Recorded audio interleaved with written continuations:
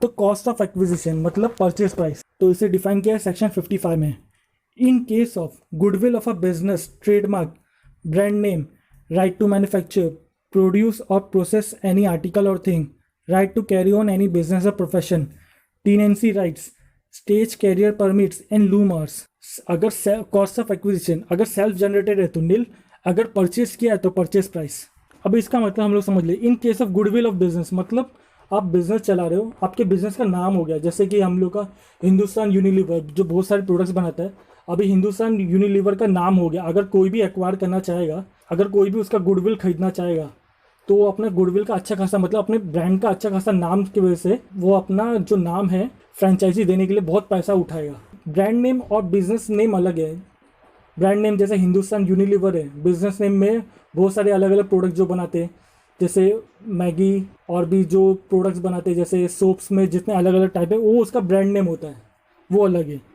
Right to manufacture मतलब मुझे कोई भी प्रोडक्ट मैन्युफैक्चरिंग का एक एक्सक्लूसिव राइट ले लिया। और right to carry on any business और प्रोफेशन, या टीनेंसी राइट, या स्टेज कैरियर परमिट्स और लूमर, ये सब भी अलग अलग टाइप के राइट्स है, जहाँ पे हम लोग अलग अलग बिजनेस के प्रोफेशन के लिए हम लोग को मिलते हैं।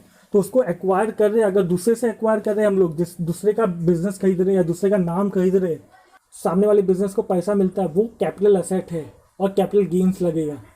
तो इसलिए ये कहा गया है, अगर मैं खुद से ही नाम बना रहा हूँ, मतलब जैसा कि वोडाफोन आइडिया ने अपना नाम बनाया, इतना कोई दूसरी कंपनी आएंगी बोलेंगी कि मुझे अपना फ्रेंचाइजी दे दो ताकि मैं आपके नाम पे अपना बिजनेस ऑपरेट करूँ, तो वो पैसा देगा नाम के लिए। वोडाफोन आइडिया को पैसा मिलेगा तो कैपिटल गेन्स हो जाएगा, तो उसको टैक्सेबल हो जाएगा। लेकिन अगर दूसरा बिजनेस वाला खुद ही बोलेगा कि नहीं मैं अपना ही नाम बनाऊंगा और अपने पास ही रखूंगा, तो उसका कुछ वैल्यू नहीं होगा, मतलब कैपिटल इनकम टैक्स के लिए उसका कुछ वैल्यू नहीं होगा, क्योंकि वो किसी को बेच रहा नहीं है, वो सेल्फ जनरेटेड है, तो उसका कोई परचेज प्राइस नहीं है। वैसे ही वोडाफोन आइडिया के जिन्होंने अपना नाम खुद से ही बनाया, उनका भी कोई परचेज प्राइस नहीं है।